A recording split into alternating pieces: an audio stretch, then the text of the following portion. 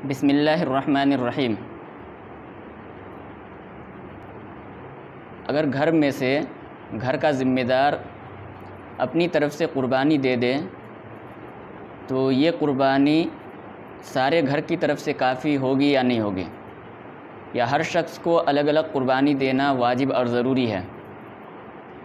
گھر کا جو سربراہ ہے، ذمہ دار ہے، مالک ہے، گارجین ہے، اس کی قربانی دینے سے سارے گھر والوں کی طرف سے قربانی ادا ہوگی یا ہر ایک شخص کو الگ الگ قربانی دینا واجب ہے؟ یہ ہے مسئلہ۔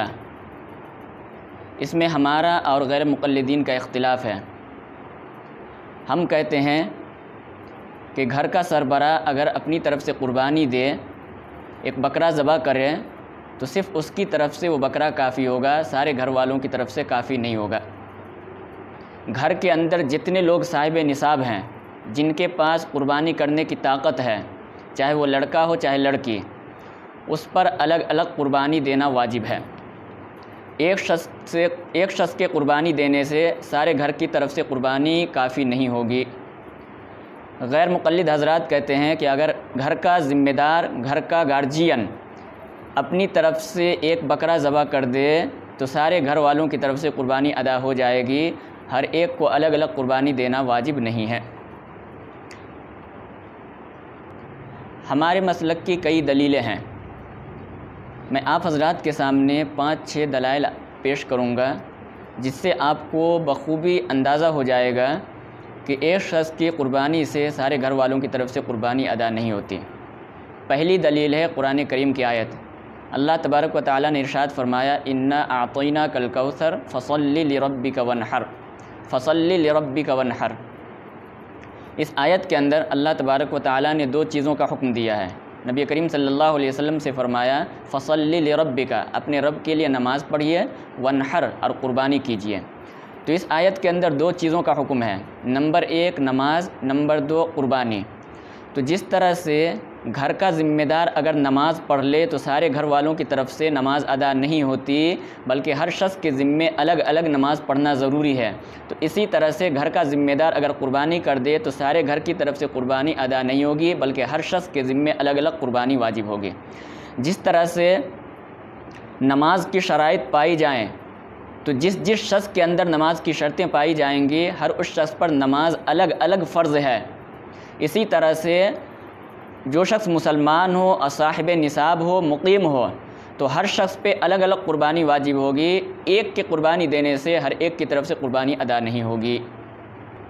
دوسری دلیل ابن ماجہ کی روایت ہے، نبی کریم صلی اللہ علیہ وسلم نے فرمایا، من کان لہ سعۃ فلیضحی، جس شخص کو اللہ نے طاقت دی ہے، قوت دی ہے، وسعت دی ہے، تو اسے چاہیے کہ وہ قربانی دے۔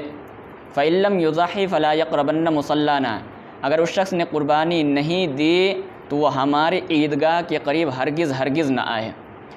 اس حدیث کے اندر دیکھیے نبی کریم صلی اللہ علیہ وسلم کا جملہ ہے، من کان لہ سعۃ، جس شخص کے پاس بھی وسعت ہے، یعنی جو شخص بھی صاحب استطاعت ہے، صاحب نصاب ہے، اس پر قربانی واجب ہے۔ حضور نے یہ نہیں فرمایا کہ پورے گھر والوں میں سے کوئی ایک شخص قربانی دے دے، بلکہ حضور فرما رہے جس کے پاس بھی وسعت ہے۔ تو لہٰذا اگر ایک گھر کے اندر 5 آدمی کے پاس وسعت ہے تو 5 آدمی کو الگ الگ قربانی دینا واجب ہوگا، ایک شخص کی قربانی دینے سے ہر ایک کی قربانی ادا نہیں ہوگی۔ تیسری دلیل اعلاء السنن کے اندر یہ روایت موجود ہے، حضرت عبداللہ بن عمر رضی اللہ عنہما فرماتے ہیں کہ نبی کریم صلی اللہ علیہ وسلم نے فرمایا، الشاۃ عن واحد، کہ ایک بکرا ایک آدمی کی طرف سے ہوگا۔ تو حضور نے ایک بکرا ایک آدمی کی طرف سے قرار دیا ہے، پتہ چلا ایک بکرا صرف ایک آدمی کی طرف سے ہو سکتا ہے، ایک بکرا پورے گھرانے کی طرف سے نہیں ہو سکتا۔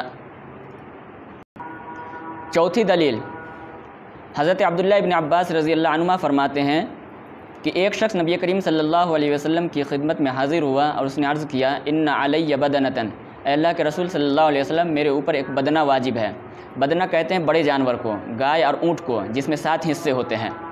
تو اے اللہ کے رسول، میرے اوپر بدنہ واجب ہے، وَأَنَا مُوسِرٌ بِهَا، اور میرے اندر طاقت بھی ہے، قوت بھی ہے، میں صاحب نصاب بھی ہوں، وَلَا أَجِدُهَا فَأَشْتَرِيهَا، لیکن مجھے وہ جانور نہیں مل رہا ہے کہ میں خرید کر کے اسے ذبح کروں۔ فَأَمَرَهُ النَّبِيُّ صلی اللہ علیہ وسلم أَن يَبْتَعَ سَبْعَ شِيَاطٍ فَيَذْبَحُهُنَّ، تو نبی کریم صلی اللہ علیہ وسلم نے اس شخص کو حکم دیا کہ تم 7 بکرا خریدو، پھر ان 7 بکرا کو ذبح کرو۔ یہ روایت ہے۔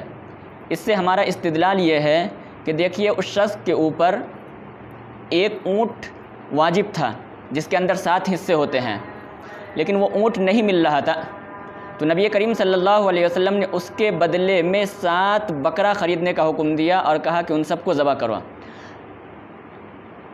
اگر ایک بکرا سب کی طرف سے کافی ہو جاتا تو نبی کریم صلی اللہ علیہ وسلم ڈائریکٹ یہ حکم دیتے ہیں کہ اگر بڑا جانور نہیں مل رہا تو چھوٹا جانور یعنی ایک بکرا خرید لو اور قربانی دے دو، لیکن ہرگز نبی کریم صلی اللہ علیہ وسلم نے یہ حکم نہیں دیا، ایک بکرے کا حکم نہیں دیا، بلکہ اونٹ میں جو 7 حصے ہوتے ہیں اس 7 حصے کے بدلے میں حضور نے 7 بکرا خریدنے کا حکم دیا اور فرمایا کہ 7 بکرا خریدو اور ان سب کو ذبح کرو۔ پتہ چلا کہ ایک بکرا ایک ہی آدمی کی طرف سے ہو سکتا ہے، پورے گھر کی طرف سے نہیں ہو سکتا۔ 5ویں دلیل کہ نبی کریم صلی اللہ علیہ وسلم اپنی قربانی الگ فرماتے تھے اور ازواج مطہرات یعنی اپنی بیویوں کی طرف سے قربانی الگ دیتے تھے، اور آپ کی بیٹی جو حضرت فاطمہ تھی ان کی قربانی مستقل الگ ہوتی تھی۔ پتہ چلا کہ ایک بکرے کی قربانی سارے گھر کی طرف سے کافی نہیں ہے۔ اگر ایک بکرا سارے گھر کی طرف سے کافی ہو جاتا تو نبی کریم صلی اللہ علیہ وسلم پورے گھرانے کی طرف سے ایک بکرا کرتے ہیں، اپنی طرف سے الگ، بیویوں کی طرف سے الگ، بیٹی کی طرف سے الگ الگ قربانی نہ دیتے۔ تو پتہ چلا کہ ایک بکرا سارے گھر کی طرف سے کافی نہیں ہے۔ 6ٹھی دلیل، نبی کریم صلی اللہ علیہ وسلم نے ارشاد فرمایا البدنۃ عن 7 والبقرۃ عن 7، کہ اونٹ 7 آدمیوں کی طرف سے ہو سکتا ہے اور گائے 7 آدمیوں کی طرف سے ہو سکتا ہے۔ اس سے ہمارا استدلال اس طور پہ ہے کہ اگر ایک بکرا سارے گھر والوں کی طرف سے کافی ہو جائے تو فرض کیجئے ایک گھر کے اندر 10 آدمی یا 12 آدمی ہے، اس گھر کے ذمہ دار نے ایک بکرے کی قربانی دی تو 10 یا 12 آدمی کی طرف سے کافی ہو گیا۔ تو سوال یہ ہے کہ پھر اونٹ 7 ہی کی طرف سے کیوں کافی ہے؟ اونٹ میں 7 آدمی سے زائد شریک ہو جائے، 8واں آدمی شریک ہو جائے، 9واں آدمی شریک ہو جائے تو پھر اونٹ کی قربانی یا گائے کی قربانی جائز نہیں ہوتی۔ زیادہ سے زیادہ لوگ گائے کے اندر 7 آدمی شریک ہو سکتے ہیں، اونٹ میں بھی 7 آدمی شریک ہو سکتے ہیں، جہاں 8واں آدمی شریک ہوگا 8 میں سے کسی کی قربانی جائز نہیں ہوگی۔ تو اب ہمارا سوال یہ ہے کہ جب ایک بکرا ایک پورے گھرانے کی طرف سے کافی ہو گیا جس میں 12 آدمی ہیں، تو پھر اونٹ 7 ہی آدمی کی طرف سے کیوں جائز ہو رہا ہے؟ وہ کیوں نہیں پورے گھرانے کی طرف سے کافی ہو رہا ہے؟ اگر پورے گھرانے کی طرف سے کافی ہو رہا ہوتا تو پھر حضور کیوں 7 کی قید لگاتے ہیں؟ پھر یہ قید لگانا بیکار ہو جائے گا۔ تو پتہ چلا تو جب بکرا چھوٹا جانور ہے جس میں ایک حصے ہوتے ہیں اور وہ پورے گھر کی طرف سے ہو سکتا ہے، 15 آدمی کی طرف سے، 12 آدمی کی طرف سے ہو سکتا ہے، تو گائے یا اونٹ جس میں 7 حصے ہوتے ہیں وہ پھر پورے گھرانے کی طرف سے 10-12 آدمی کی طرف سے کیوں نہیں ہو سکتا؟ جبکہ نبی کریم صلی اللہ علیہ وسلم نے فرمایا کہ صرف 7 آدمی کی طرف سے ہو سکتا ہے۔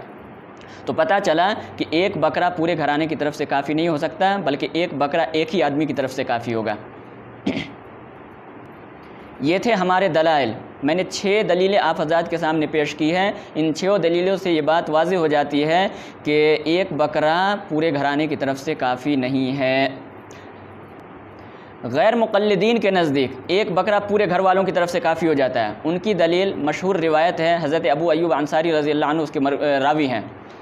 حضرت عطا بن یسار نے حضرت ابو ایوب انصاری رضی اللہ عنہ سے پوچھا کیف کانت الضحایا علی عہد رسول اللہ صلی اللہ علیہ وسلم، کہ نبی کریم صلی اللہ علیہ وسلم کے زمانے میں قربانی کی کیا شکل تھی، قربانی کس طرح سے ہوتی تھی؟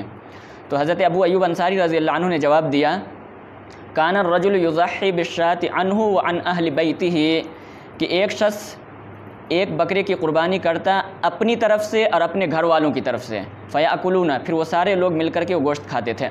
ترمذی شریف کی روایت ہے، مشہور روایت ہے۔ اسی سے غیر مقلد استدلال کرتے ہیں اور کہتے ہیں کہ حضور کے زمانے میں ایک شخص ایک ہی بکرا ذبح کرتا، اپنی طرف سے بھی اور اپنے گھر والوں کی طرف سے۔ تو پتہ چلا کہ ایک بکرا سارے گھر والوں کی طرف سے کافی ہو سکتا ہے، ہر ایک کو الگ الگ قربانی دینا ضروری نہیں ہے۔ ہم اس حدیث کا جواب یہ دیتے ہیں کہ یہ حدیث نفلی قربانی کے بارے میں ہے، اور وہ جو سارے لوگوں کو صحابہ کرام شریک کرتے تھے وہ اصل میں قربانی میں شریک نہیں کرتے تھے بلکہ ثواب میں شریک کرتے تھے۔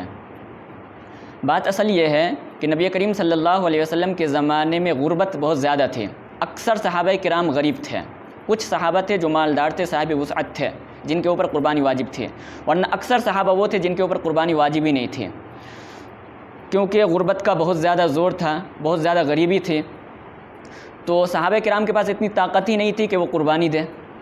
کچھ صحابہ تھے جو قربانی دیتے تھے، تو بہت سارے گھر وہ تھے کہ جن میں سے ایک آدمی ایک قربانی دیتا تھا، نفلی قربانی اپنی طرف سے، اور وہ قربانی اپنی طرف سے دے کر کے اس نفلی قربانی کے ثواب میں اپنے سارے گھر والوں کو شریک کر لیتا تھا۔ تو اس حدیث میں جو فرمایا گیا کہ ایک قربانی یعنی ایک بکرا اپنی طرف سے اور اپنے گھر والوں کی طرف سے کرتے تھے، اس کا مطلب یہ ہے کہ ثواب میں سارے شریک تھے۔ قربانی تو ایک ہی کے نام سے ہوتی تھی، لیکن اس کے ثواب میں سارے لوگوں کو شریک کر دیا کرتے تھے، یہ ہے اس حدیث کا مطلب۔ اور اس کی تائید دوسری حدیث سے بھی ہوتی ہے، جیسے نبی کریم صلی اللہ علیہ وسلم کے بارے میں آتا ہے کہ حضور اکرم صلی اللہ علیہ وسلم نے ایک مرتبہ دو دمبا ذبح کیا، اور ذبح کرنے کے بعد حضور نے فرمایا اللہم ھذا عنی وھذا عمن لم یضحی من امتی، اے اللہ یہ دمبا میری طرف سے ہے اور یہ دوسرا والا دمبا میری امت میں سے ان افراد کی طرف سے جنہوں نے قربانی نہیں دی۔ تو اب اس حدیث دیکھیے، تو حضور اکرم صلی اللہ علیہ وسلم نے ایک دمبا اپنی طرف سے ذبح کیا اور ایک دمبا اپنی امت کی طرف سے ذبح کیا ہے۔ اب اس حدیث کا ہرگز یہ مطلب نہیں ہے کہ جب حضور نے امت کی طرف سے قربانی دے دی تو اب امت کا کوئی فرد اپنی طرف سے قربانی نہ دے اور یہ کہہ دے کہ حضور نے میری طرف سے قربانی دے دی ہے لہٰذا اب مجھے قربانی دینے کی ضرورت نہیں ہے۔ ہرگز اس حدیث کا یہ مطلب نہیں ہے، بلکہ اس حدیث کا مطلب یہ ہے کہ حضور نے قربانی تو اپنی طرف سے دی ہے، لیکن اس کے ثواب میں پوری امت کو شریک کر لیا کہ یا اللہ اس ثواب میں پوری امت کو شریک کر دے۔